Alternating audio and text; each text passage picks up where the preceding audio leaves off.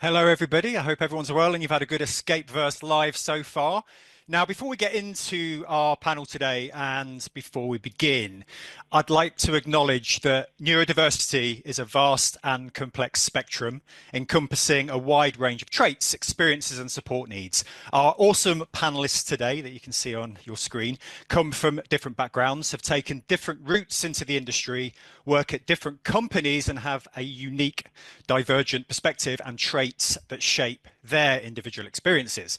It's important to emphasize that they are not here as representatives of all neurodivergent individuals working in or aspiring to work in animation and visual effects. Instead, they will be sharing their own personal journeys, the challenges they've faced, the accommodations that have helped them, and their perspectives on fostering inclusivity in the workplace. We also want to make it clear that this panel is absolutely not about framing neurodivergence as a marketable trait. While neurodivergent individuals may bring unique strengths to their work, this discussion is centered on lived experiences, workplace inclusivity, and the need for meaningful support, rather than reducing neurodiversity to a professional advantage. So as you listen today, we encourage you to keep an open mind and remember that neurodivergence is not a one-size-fits-all experience. So I hope that's what you've all signed up for. Give us a, I don't know, relevant emoji if that works for you. So before we get into our conversation, I wanted to introduce everyone. So in no particular order, we have Amélie Chagnon-Fathay, marketing specialist and employer brand at CineSite. Do you want to give everybody a wave and a quick hello? Hi, everyone. Hi. Hey, Amélie, good to have you. Ellie Algar, Senior Recruitment Manager for Technology and Immersive at the Good Ship Frame Store. Hello. Hey, Ellie. We have Bridget Dash, Talent Acquisition Manager for DNEG Feature Animation. Hello. Hey, Bridget. And last but not least, we have Simon Taylor, Series Director and Animator at Blue Zoo Animation Studio. Hello. So fine company indeed. And those of you with a keen eye will know this is the first time we've had this discussion. I don't know if anybody's watched or listened to the podcast. You pop a comment in the chat if you've checked out the neurodiversity special that we did back in November last year. We recorded for a solid 2 hours and we felt that wasn't enough. So we've got more questions and we're going to dive even deeper into this particular subject. So welcome everybody. It's good to have you here. Now, on the podcast, we got into the subject around self-advocacy, and we started to kind of scratch the surface of that subject but didn't really go deep, so here we are to go deep into it. And I guess my first question to all of you is, as neurodivergent professionals, what has advocating for yourself at work looked like for you? So I know, Simon, do you want to kick us off, share your perspective, please? Oh no, Amélie, sorry, let's start with Amélie and then go to Simon. Apologies. Good No start. worries. Well, for me, one thing that's important when you look for a new job or when you join a new workplace is really thinking about making the workplace fit you rather than you fitting the workplace. What that means is not like becoming a huge brat and deciding everything that's going on in the workplace, but really naming your needs, being able to go to the right person, and figuring out what you want, what's doable for you, and how you would like some support in the workplace. Because I think a lot of people are afraid of asking what they need and just feeling like it's too much, but really it's the best way to have like a good experience wherever you work. That's a great answer. Thank you, Amélie. And what's interesting with the answer that you've shared actually is around the response. Whose responsibility is it to inform these choices and to inform culture? I don't know, Simon. I meant to got it mixed up already. I'm a nightmare.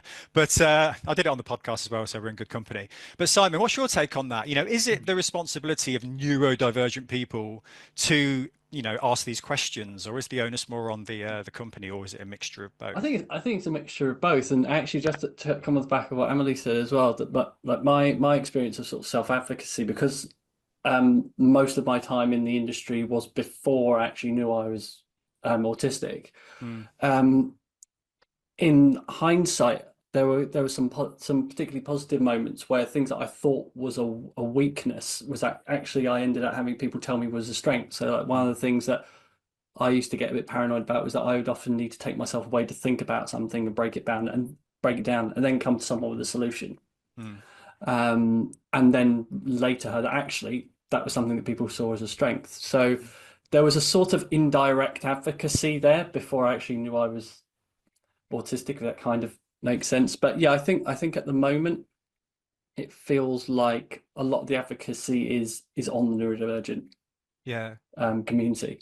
And how do we change that narrative then? Because I think like what you're saying is almost you've got to kind of make those first moves. It's like any relationship, isn't it? You're making the first move, and then it becomes a kind of dialogue and a collaboration rather than, you know, a one-sided affair.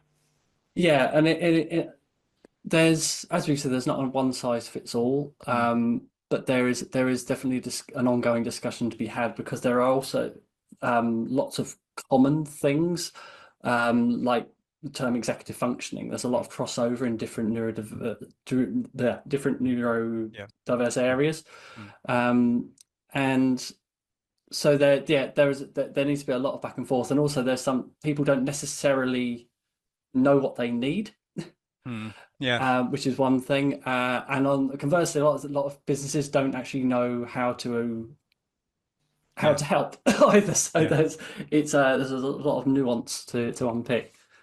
I think Amelie put it really well, the naming your needs. Like a relationship, any level of relationship, whether or not it's a partnership or whether or not it's with your workplace, they shouldn't be expected to read your mind and how you like to receive information, to give information, the timelines that you're expected, the business expects you to do something in versus what you know is much more realistic timeline for you to get stuff done.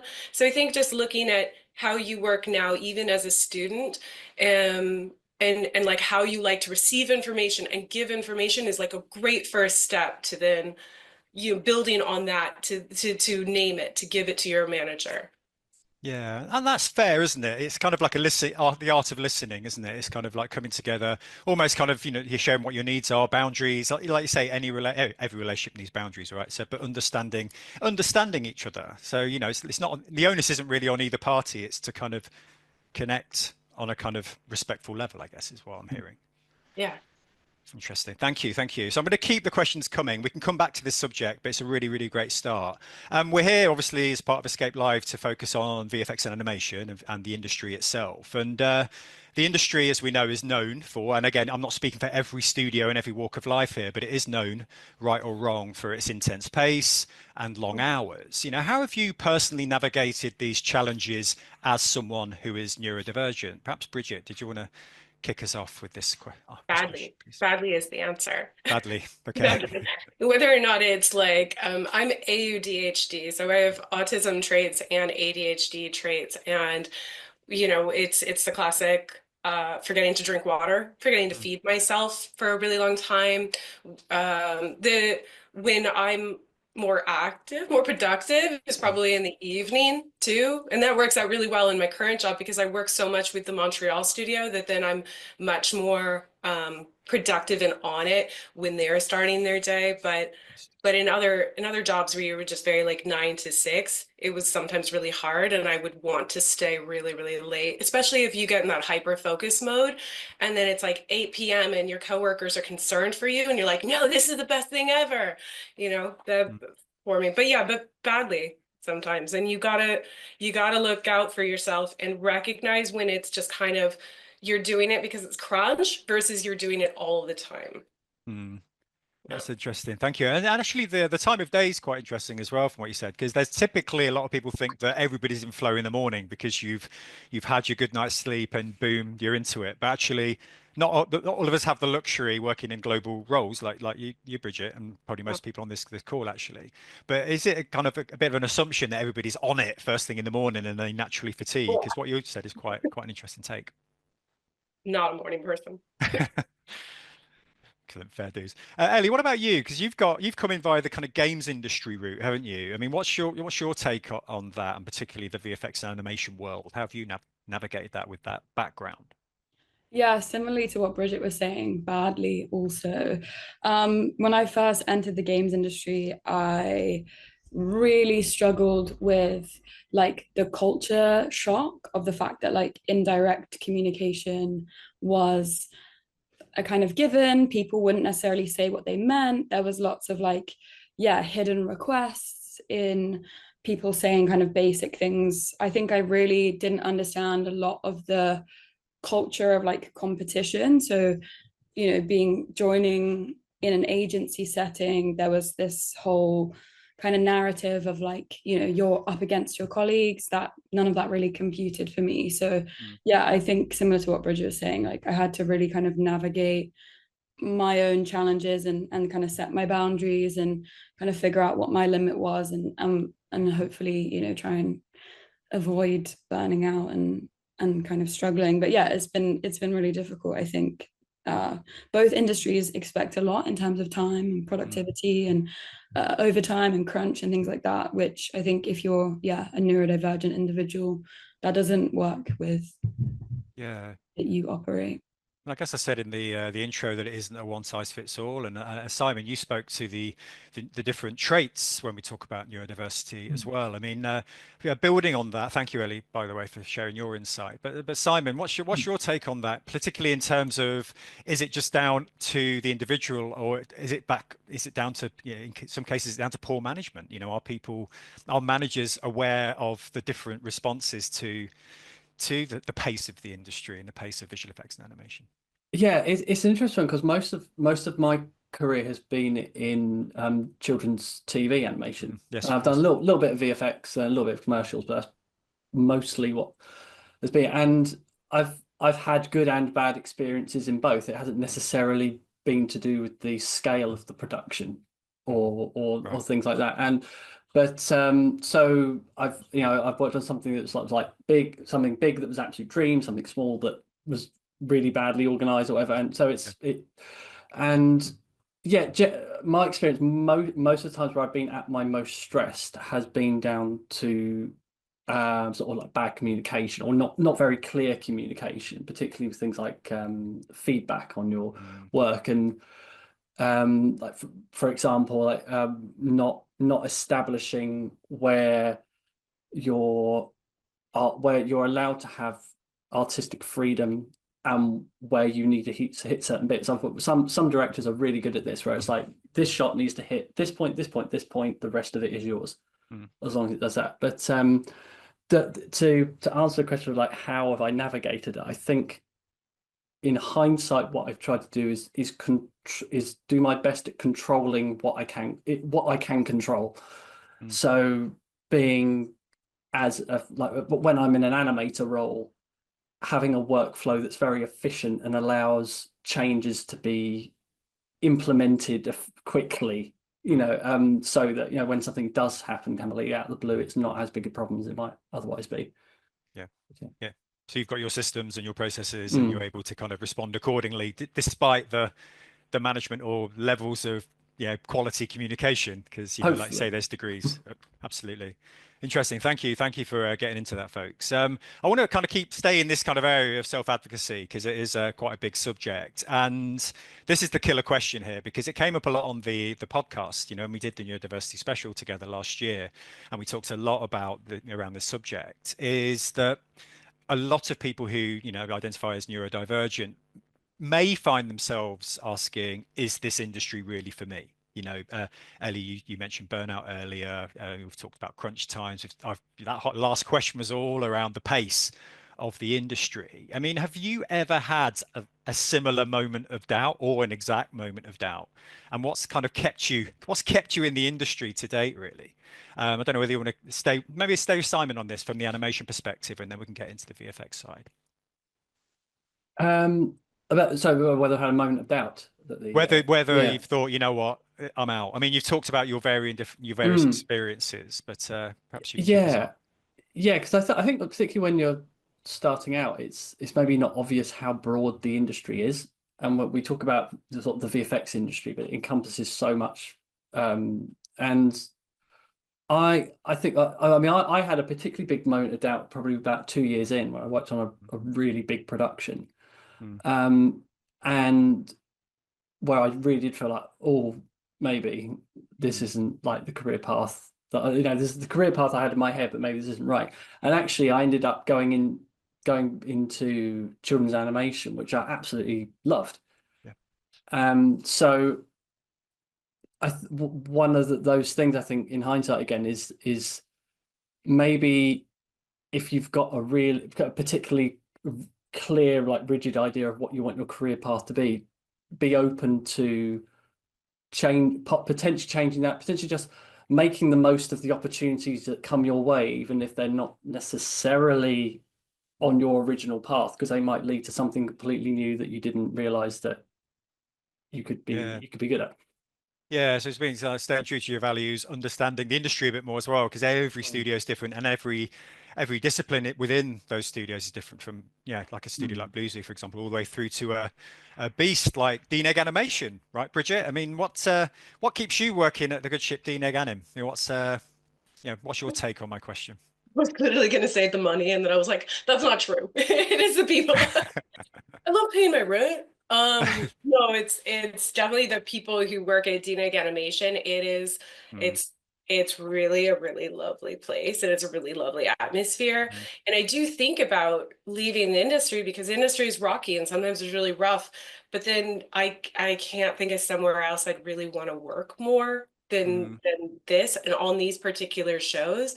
But to Simon's point, man, that's something I run across. It's harder on artists for sure, or on tech and support roles.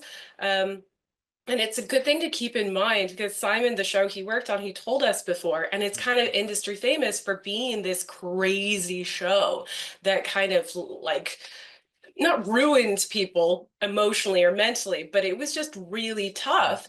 And that's something to consider, is if you get out of uni and you go into your first job and it just seems unrealistic, or they're expecting too much, it's a good thing to check in with everyone around you to be like, this is a lot, right? That I'm not crazy.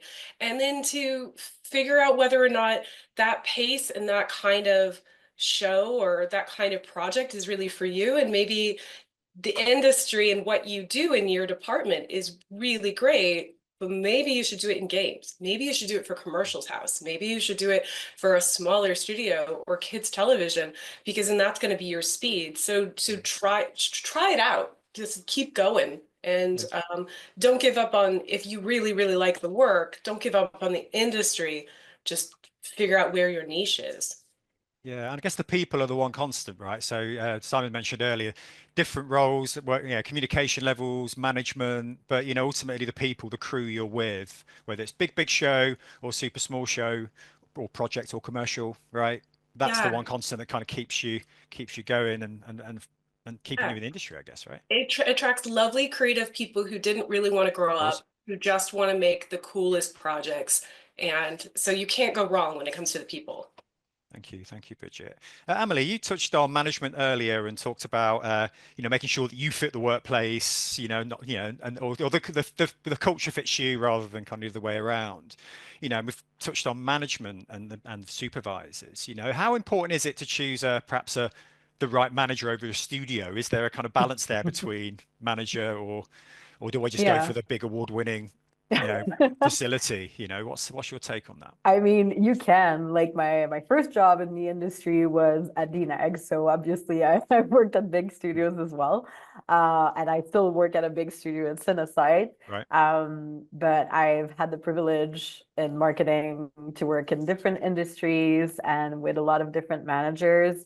And I would say the most important thing is really choosing a manager that you feel you can work with on the long term and really gets you, because no matter the industry or the workplace, it's really that link with that person that you're going to work with every day that really matters. Because whether you're super excited to work on a big show at a big studio or working in a smaller team with a smaller project for television or for commercials or whatever it may be, if you hate your manager, you're going to hate your job. So it's really about picking the right team and making sure that you keep that in mind throughout your career, that the one constant that's really going to make your experience pleasant is going to be the person who manages you, and the person who sees potential in you or doesn't see potential in you, that like impacts how your career is going to evolve as well.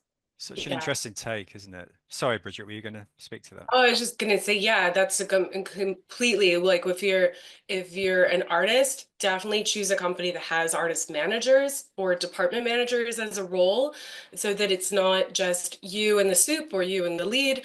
Like there's somebody who it's their dedicated job to look out for what show you should go on next, so that your career keeps moving forward, and that you have somebody that you can go to who's like a life coach who can work with you to make you the happiest you can be at that company. Yeah, studios that are maybe too small, they still need to have somebody who does essentially that life coaching role. That's really interesting. Yeah, so doing your research again, right, and seeing who actually hires artist managers, or making sure you've got that kind of supportive crutch. Yeah, Super for sure. cool. Ask that in the interview. Yeah, exactly right. Yeah, get that in your A and other at the end. Actually, could we stay with you on this next question, Bridget? Ellie, and I want to hear about Ellie's experience here too around burnout, because burnout is a huge issue across the industry. We know that, right? But I think it's especially pertinent for neurodivergent professionals who may already experience things like sensory overload. Simon mentioned executive function challenges earlier, or other difficulties. What strategies or support systems have helped you to protect your well-being, Bridget? When I do go into the office, I hang Christmas lights, and no big lights, no big lights, always Christmas lights, ambient. I like to book myself meeting rooms so that I can have alone time if I'm gonna go in. When I'm home, I do things like the Pomodoro technique, where I make sure that I'm productive for a certain amount of time before then I get up and shake it off, that kind of thing.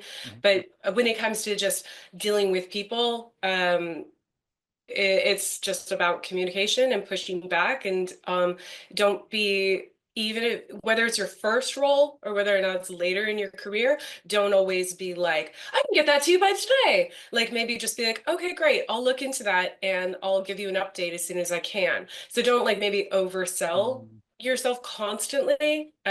People are more impressed with your ability to finish things than they are about your speed sometimes. So I don't know. Yeah. Yeah, take a step back a bit. Thank you, Just Kelly. composure. I mean, Ellie mentioned when we were catching up about Dungeons and Dragons. What was it? Dungeons and Dragons tavern Skyrim. playlist. I don't want to steal your thunder. The YouTube playlist. Yeah, Yeah, I had it on this morning. I was having a little. It worked. Did you? Yeah, I was Yes. chilling in the tavern. But anyway, I'm getting into Oh my in-joke God. territory here. No, everyone, take yourselves to the tavern on YouTube. Enjoy. Not sponsored. No, we'll share the link. We'll share the link. But Ellie, what's your take on that? Thank you, Bridget. But Ellie, do you want to keep that burnout train running? Yeah. So for me, I think kind of like it was funny when we were kind of, obviously when we looked at these questions, I was like, I don't think I've ever gone through burnout. And then I was like, wait, actually, I go through burnout weekly, sometimes even like every day. And I think for me, like the big thing is going back to basics. So when everything's overwhelming, everything's too much, just like Bridget spoke about it earlier, like, have I drunk water? Have I eaten something today? Even if that's like dry toast, like basically putting anything that I can in my body to make sure that, I'm not starving to death. Sleep. Have I been sleeping? Is my insomnia bad? Like, what's going on with that? And then have I like made sure that I've moved my body? So even if that's just like going for a walk around the block, or doing like a yoga thing on YouTube or whatever, I think those kind of making sure, almost like Maslow's hierarchy of needs, like just making sure that like actually the bottom needs are locked off, in the sense that I actually have the basics, and then I'll just do special interest time, and that's kind of the space that I'll build up from once I've got that as like a nourishing thing of like, okay, I've eaten something, I've drank some water, I've gone for a walk around the block, like I've had a nap.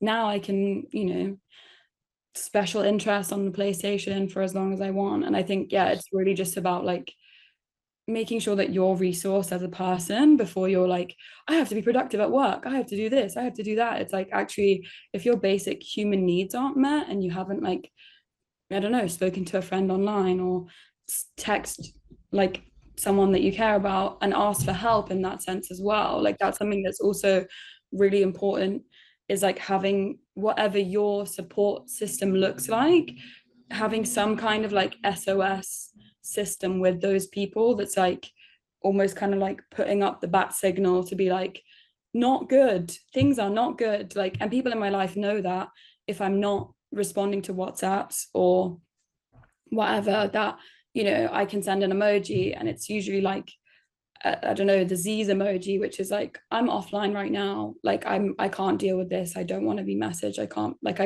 I'm too overloaded. So I love you, but I'll get back to you. And I think that's something that's, yeah, really helped me kind of recover from like periods of burnout. And even like weekly, you know, I hit Friday and I'm like, oh, that was a long year. And like, it's actually been 5 days of working full time. Thanks, And I work from home. So I'm like, I can't imagine how it must be for people that go to the office. So yeah, I think making sure that your basic needs are met, and then before trying to like, yeah, siphon out any extreme productivity, because that's not normal. It's not human. So yeah. Thank you, Ellie. It's almost kind of like having a things to do list for yourself rather than just the things to do list of like productive things or work related tasks. It's having something that's, and even if that's like when we were joking about it, I was like, I literally like to go and get in the bath like with the lights off and have just like sensory like spa music, and that's all I can do is just stare at a wall in the dark, and that makes me feel better. So yeah, whatever you need, whatever that looks like for each person, I think. Yeah, I love that. Thank you, Ellie. What about you, Emily? Do you have any tips on kind of self-care or how you tackle burnout over at Sydney site? Well, I struggled with burnout through my career quite a bit, even I would say through school as well. And I think that's something that a lot of neurodivergent people go through, because things like hyper focus and also just, I would say, maybe taking things literally in my case, at least, like when people say giving 100%, like for me, giving 100% is like giving everything I have until I'm like down on the floor, you know? And I think a lot of my friends who are also neurodivergent have struggled with the same thing of knowing when you have to stop. So one thing that I struggled with through my career is knowing like when I have to stop and knowing what's normal in terms of productivity, like Ellie was saying as well. So I think like now I'm working full time and I'm also doing my MBA, and it's been like still up to this day like a learning process of really listening to yourself and listening to your needs and being able to, as Ellie was saying, identify like when you're like at your limit. So again, like going back to the idea of having like a supportive system and also a supportive team at work, like working with your manager, being able to raise a flag when things are not going well, and really working in a team with them to make sure that you're not like doing too much or doing too little, and that you know what's expected of you. Because I think that's something that's difficult, especially when you're starting your career. It's really interesting that it's this ongoing process. I mean, it's kind of, I imagine that you were neurodivergent before you entered the visual effects and animation industry, right? So this has been going ongoing. This isn't just you appear in this industry and it's like, right, I've got to put in these, whether it's what Ellie shared or anybody else has shared, these safeguards and boundaries and various kind of, I guess, to-do lists of sorts. So it is an ongoing, and probably still is an ongoing process, right? Absolutely. Awesome, thank you. So I want to move on to the industry narrative now, and I've touched on that earlier about kind of like the so-called marketable traits of neurodiversity, particularly for the uneducated in industry. And we've noticed in recent years that we've seen companies highlight those neurodivergent traits, such as attention to detail and pattern recognition or out-of-the-box thinking, as like valuable assets in visual effects and animation studios. Simon, if you want to kick us off here, how do you feel about this kind of framing? What's your take? Yeah, it's well, if I sound the nuance klaxon, it's an interesting one, because it's really important to make it clear, like we should be celebrating the skills that neurodivergent artists have. Mainly because without that, I think there is a tendency to feel like the inclusion is just like a charitable thing, and it's really important to actually emphasize that. But what comes with that is sometimes the problem that people then don't appreciate the challenges that come with that. So a lot of people will struggle to understand that even if you're amazing at one thing, you might then struggle with something very, what might seem quite straightforward, like time management, or or speaking up in a meeting or something, those little things. So yeah, there's a lot, like I say, there's a lot of nuance to it Yeah, I know what you mean. And I think it's kind of, like you say, seeing these things as strengths rather than, tokenistic kind of rubber stamps. I think it's important to recognize, as leaders, managers, supervisors, to recognize the strengths of your team as strengths across everyone, neurodivergent and not necessarily sort of neurotypical. superpowers that sort of they often get labeled as, because then that it takes away from the other side of it. I know. As a complete aside, I remember years and years ago when I worked at Channel 4, and I do this all the time. I go off on complete tangents, which I shouldn't, because we run a fine-tuned ship here at the Access VFX panel. But the whole like superhuman thing that Channel 4 did in 2012, and it was everybody I knew who had any form of impairment found that hugely offensive. That it was, we're not superheroes. We're just trying to get through the day, as Ellie was saying, get into Friday and having a nice bath. 15 minutes to go, guys. We've had the word. So that is my cue to stop talking about my Channel 4 days and ask the next question. So Ellie, what's your take on that? I think, yeah, like you said, I think kind of distilling the neurodivergent experience down to, I guess, like superhero or your superpower, which I think is seen a lot as just raises people's daily challenges. I mean, I spoke a bit about that before in terms of the burnout stuff, and I know most people who are neurodivergent go through, hell and back in a day to be able to like send an email or, I don't know, go and meet someone for a meeting. And like, yeah, so I think definitely, even, I've had people say to me, oh, well, you don't look like you have autism. And it's like, wow. Well, what do you expect autistic people to look like? And I think, yeah, there's just a real strength of misconceptions that we're framed as either like useful tools for the Ministry of Defense to train, super soldiers that have autism to go and do this, that, the other. Or it's like, oh, well, you're a drain on society and you're a waste of space, so get out of here. And I think, yeah, there's a whole load of nuance in between that it would be really great if the kind of neurotypical world was able to understand where we come from and what we need from a workplace and things like that. So yeah, and I guess it comes from a place of whether it's misinformation or people kind of falling victim to stereotyping, and not everybody is this a beautiful mind, mathematical genius just because they have any form of neurodivergent trait. I mean, and Bridget, do you have anything else to weigh in here from your experience around the kind of the marketable traits of neurodiversity? Yeah, I often don't refer to myself as like neurodivergent, or I never call someone neuronormal. And it's like I always think of myself as like on the spectrum. And I feel like there's so many people who are on the spectrum, even a tiny bit.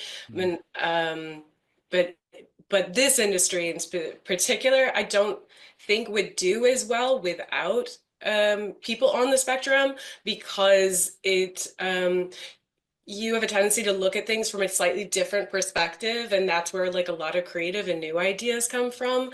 And yeah, maybe you are more adept at doing certain departments than somebody who might be very neurotypical or neuronormative, but it isn't something you can market, because yeah, like Ellie said, you go to hell and back with maybe something that someone would consider incredibly simple, like sending an email. So I think that this industry is better for how many people on the spectrum it does attract, but it's not something we can bank on. Yeah, absolutely. Yeah, exactly. It's not just a given, is it? I mean, I mentioned earlier that I talked about the uneducated. I don't make any enemies of any big studios here, but Amelie, companies are well-meaning, right? They want to help, they want to understand more. I mean, do they struggle with the work that's involved in terms of listening and trying to understand people that have come from a neurodivergent place, or what's your take? Well, I think it's always difficult to bring change to any company. Like, I would say, yes, the companies are really well-meaning. In the past years, we've seen a lot of efforts to go toward a more diverse workplace. Like, I personally, I'm biracial, I'm queer, and I'm neurodivergent. So I'm like the bingo card of diversity. But I think sometimes like workplaces really want diverse workforces, but don't really understand what it entails. So, you know, like we talked about like lights and just accommodations and like working from home and things like that. But I think companies have to take more steps toward inclusion, and that means like bringing also more diverse people to the table when it comes to decision making, and to know like what the layout of a workplace will look like, what the work like schedule will look like as well. Like there are many things that we can improve on that would make the workplace more inclusive for all people, but would really make a difference for neurodivergent people. Thank you, Emily. I mean, touching on that question and building on that question, when we talk about kind of structures and workplaces, you know, it's arguable that the structures of work in VFX animation, we talked about kind of crunch culture earlier, right, and deadlines and almost like networking expectations as well. You know, they're often designed with neurotypical ways of working in mind. You know, is this impact our guests today? What does inclusivity look like in that space? I mean, Simon, what's your take on kind of the world of networking? Because everybody assumes anybody can just rock up to a networking event and just take cards and make connections. I mean, what are your thoughts? That was actually, I think, my biggest fear going into the industry, because I'm social, but I'm not the sort of person who I'm not the sort of person who turn up to a pub and be sort of life and soul. And one thing always stuck with me is that someone would at uni, I remember saying, "It's not who you know, it's where you drink." And I just thought, "Oh no." And but positive, but luckily, what I found out after like a year or whatever in the industry was that the work I was producing and my own reputation very quickly became enough for me to start finding more work. And that was a big relief. And I still socialized a bit with the people that I worked with, or the couple of close friends that I made. But I wasn't having to spend every night in a pub, trying to talk with the right people, and that was a big relief actually. Yeah, exactly. And there's that kind of, I mean, that's my experience of my early days in the industry, is this kind of pub culture that all the decisions get made in the pub. If you don't go to the pub, then you're not going to be speaking to the right people. It will affect your career, your promotion, your future. It's this mad thing when you think about it, isn't it? It's super, and there's so many ways to network, particularly now. I mean, we're going to talk about Neuro VFX towards the end of this panel, and the launch of a community where we can speak to that. But it's a really good point. I mean, Emily, what's your take on those expectations? Do you think? Well, first of all, I barely drink, so I would really struggle in a UK environment, I think. But also, I think like just the newer generation, the younger generation drinks a lot less as well. True. So the pub culture isn't really inclusive at all. At least I'm speaking for Canada. I don't know about the UK, but yeah, so I do think it's important again to have like more diverse voices at the decision table who can choose to have like a different culture in the industry and can make it more inclusive. First of all, for people who don't drink for their health, religious reasons, or just because they don't like it, but also making sure that people don't lose opportunities because of this. So we want people to have like clear funnels for their careers path, and having like visibility on what that entails and making sure those opportunities are open to everyone. Thank you, Emily. So building on that, then, if I can ask Ellie, how do we move towards a culture that embraces the idea that and Simon mentioned this when we caught up previously, that your productivity may vary, but your worth does not, in terms of this need to be productive all the time, where value isn't measured solely by speed of efficiency, but by creativity, perspective, and contribution in different ways. Do you have any thoughts on that, Ellie? I mean, for to avoid getting on my like anti-capitalist soapbox, but I do think that, yeah, particularly neurodivergent people have the right to, you know, value their creativity for what it is and not have to, you know, funnel it into, you know, productivity if that's not what works for them. I think for some people who are highly creative, actually keeping creativity as a passion project and not doing it for work, sometimes that is more beneficial because it keeps your creativity, you know, more for yourself and not something that you know have to kind of submit to critique or things like that if that's something that doesn't work for you. But I think, yeah, I think particularly for neurodivergent people, making sure that you're able to understand that, you know, being able to hit a kind of neurotypical timeline doesn't change your value, doesn't change, you know, who you are as a person. Just because you can't get something churned out on time doesn't mean that you're a failure. And not being able to kind of adhere to those pressures, I think something that's really, you know, I've got like friends of mine that I went to school with that are in a very different place in their career than I am right now. And I think I used to previously really worry about that and feel competitive. But yeah, now I look at the sense that actually I'm where I need to be, and that's okay. Like I'm kind of figuring it out on my own path, and I don't need to be a, you know, a C-suite director by the time I'm 35. Like that's actually not achievable for me with my with what I need in terms of the accommodations and the stuff that I want. So yeah, I think people going on their own path is my biggest advice. Yeah, and you know your worth, right? I mean, that's the thing. That's what I'm hearing today is you know your worth. It goes back to all the boundaries and the processes that Amelie mentioned earlier, and finding some confidence in that. You know, I mean, Simon, I know you kind of shared that phrase with me, which totally resonated with me when we caught up last week. I mean, I'm pretty sure that this means you still hit deadlines, you still get the work done, but you do it in a kind of different way, right? Yeah, so that quote was from an image that, you know, I shared, we found on Instagram, and it was what that was saying was that your productivity may vary day to day, but you'll still ultimately get the job done. And I've known loads of people over the years who actually, a couple of people I know who do the best work on the animation team, but had very spiky kind of productivity throughout the week, but they would eventually get there. So I think there is, from a managerial point of view, it's worth looking at people with those kind of spikier profiles in a bigger picture and not feeling like you need to zero in and micromanage their time management or their process just because they might have had a non-productive Monday, because Tuesday they might have done double two times much work as anyone else, Exactly. But eventually got the job done. Yeah, all boils down to trust, doesn't it? Bridget, any thoughts on that?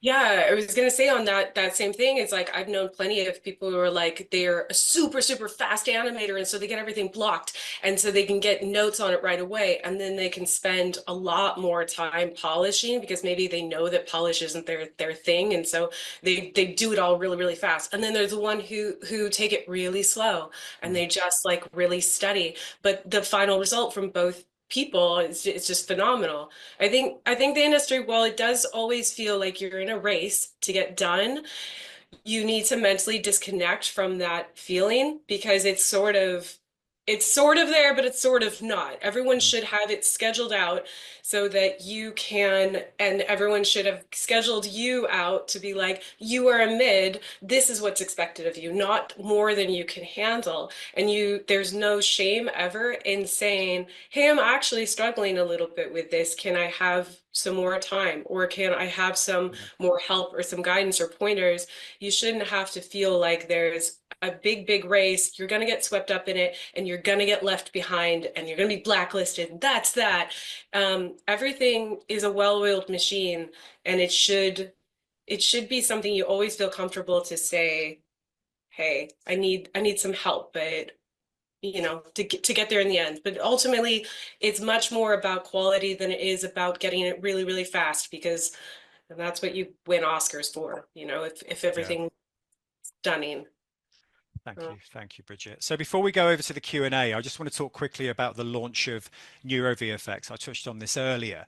So we're going to be introducing a new initiative aimed at creating a supportive community for neurodivergent professionals in VFX animation and games.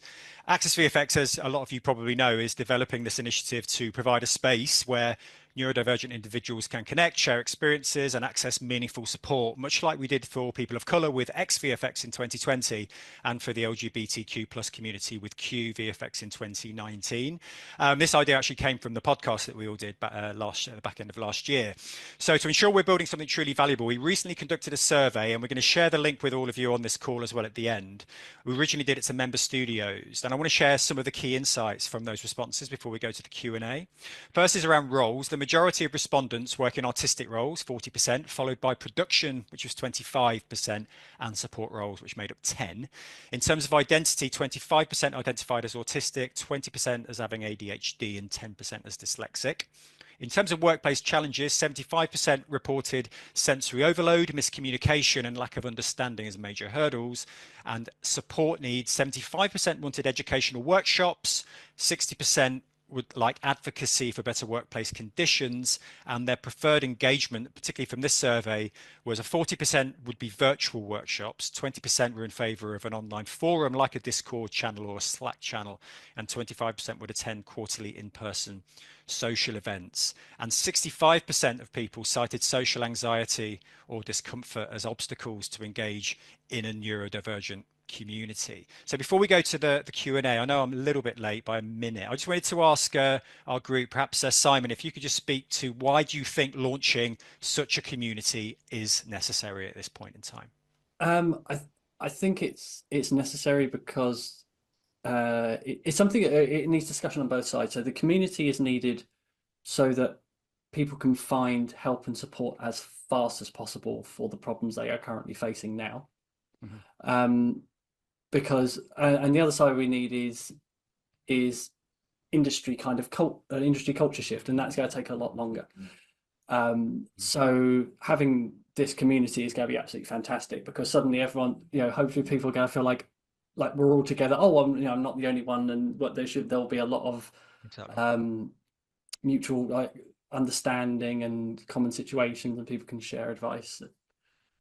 Brilliant. Thank you, Simon. So I've got one more question to ask the group. I'm going to do that at the end, but I wanted to go to the Q&A because I'm very aware of time. But we did really well, guys, by the way. That was really good. I didn't think we get all through all that in 45 minutes. So we're going to get into the questions now. I'm going to go through them as I see them.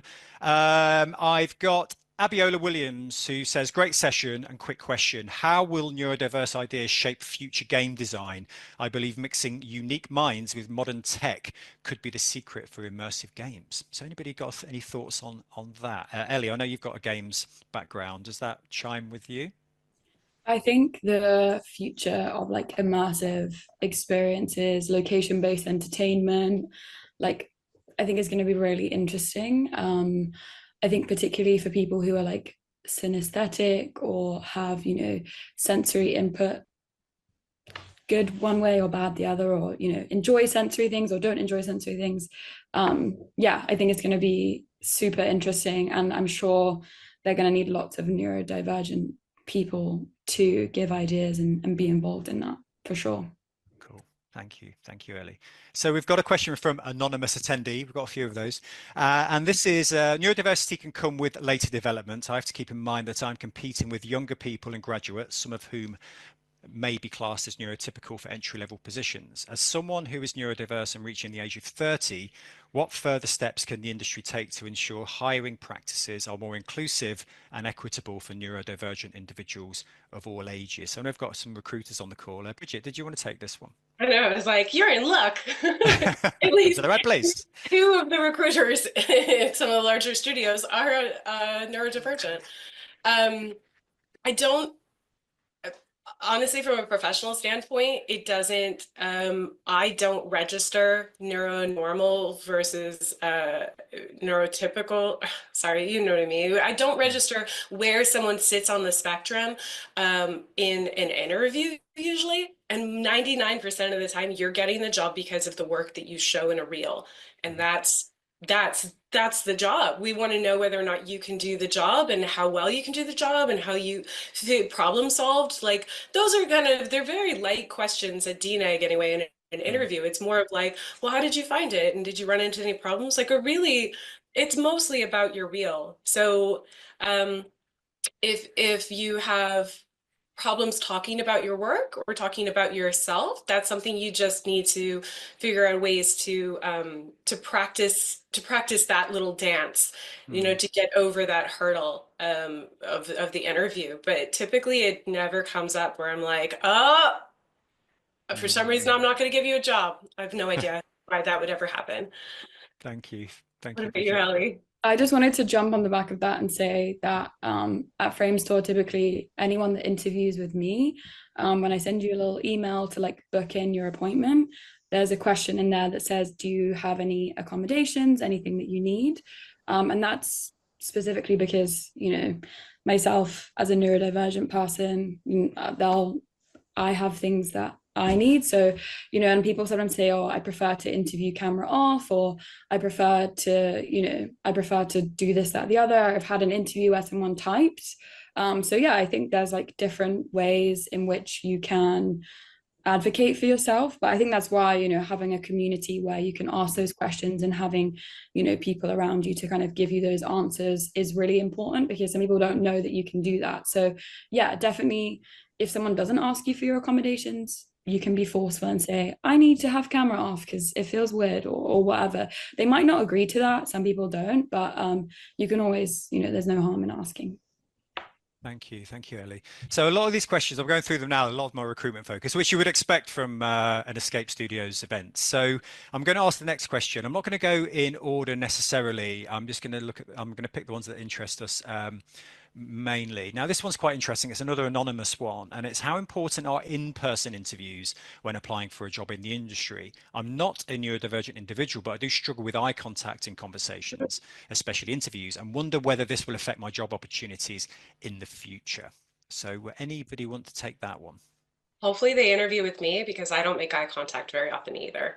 So we won't even notice. We won't even notice that we're not looking at each other. No, I don't. I haven't done an in-person interview in forever, and I love it. I love the Zoomness of it, and I love being able to talk about people's backgrounds as like a conversation starter, so that it's not just about the job, it's about getting to know them. Like Simon, love the fact that you have the wrong trousers from in the background. Awesome. That, like, you know, that kind of stuff. But hopefully you don't have to do in-person interviews, and so that you can just be more comfortable and have it be about the work rather than impressing them with like being extra witty and yeah, 1 point or something.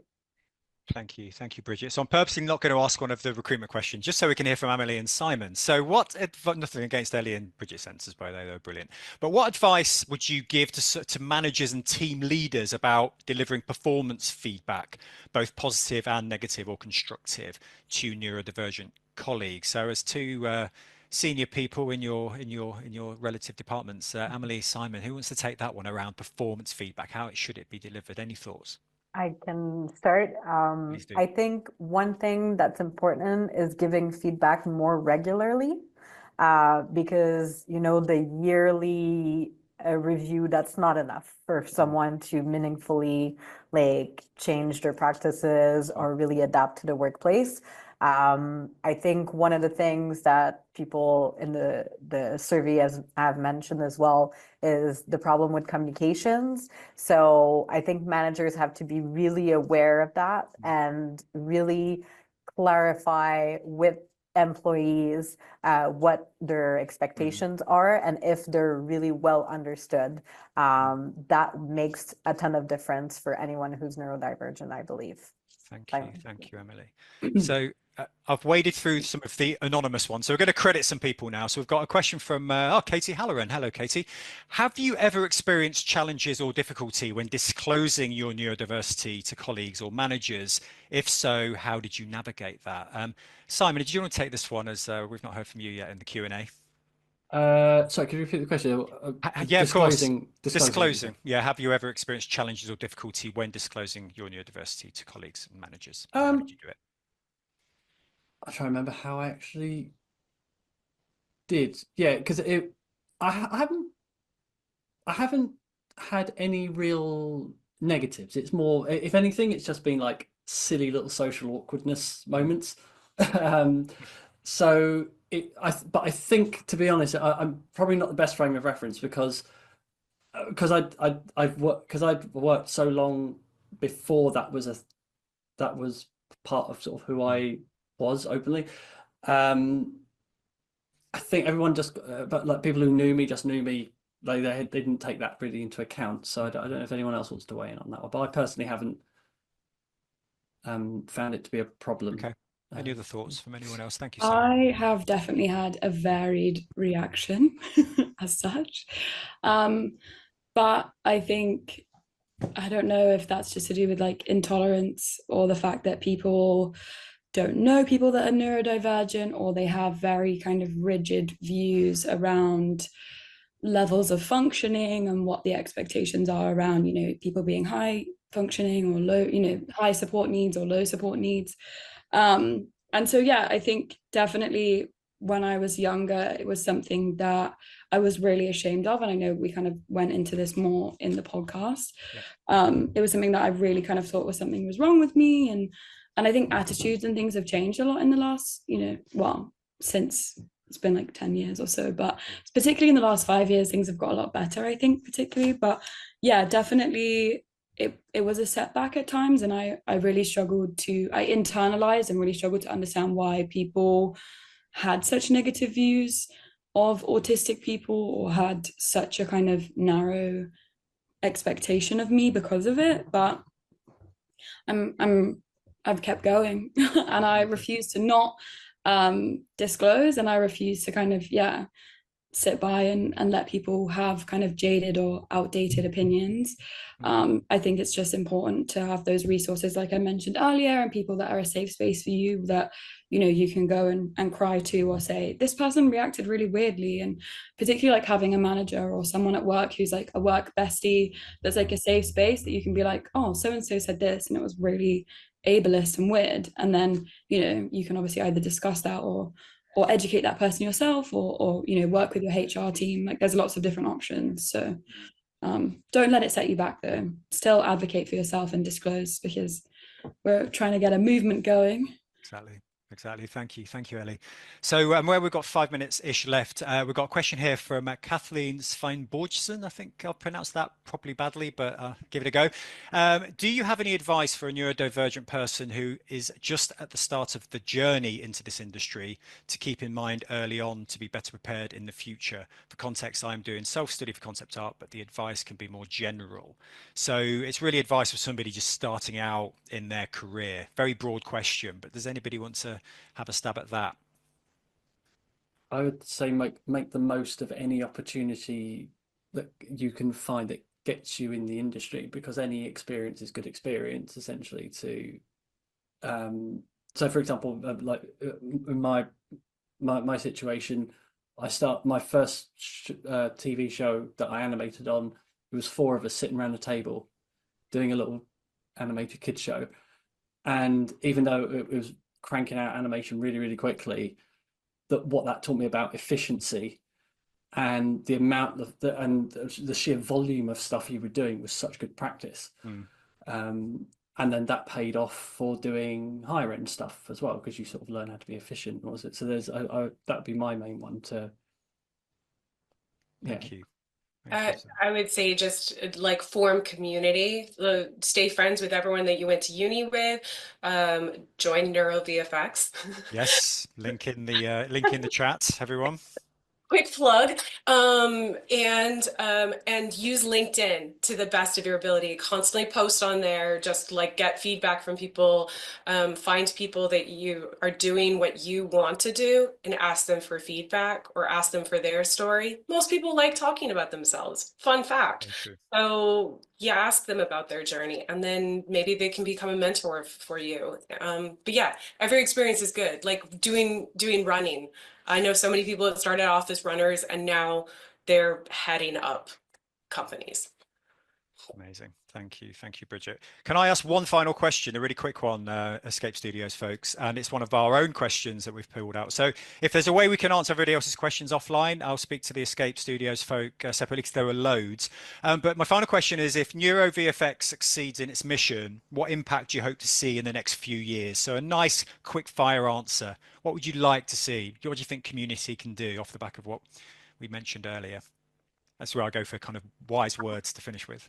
I didn't get tested or certified as having AUDHD until I was like in my 40s, and so but it brought me a huge sense of relief, and it made me realize how my brain works and works best. And I think if you can form a group of people, the best thing that would come out of it is just a great sense of relief that your brain isn't broken, you're not broken, and that you can just be really open about how you work best and who you are, and really open about it.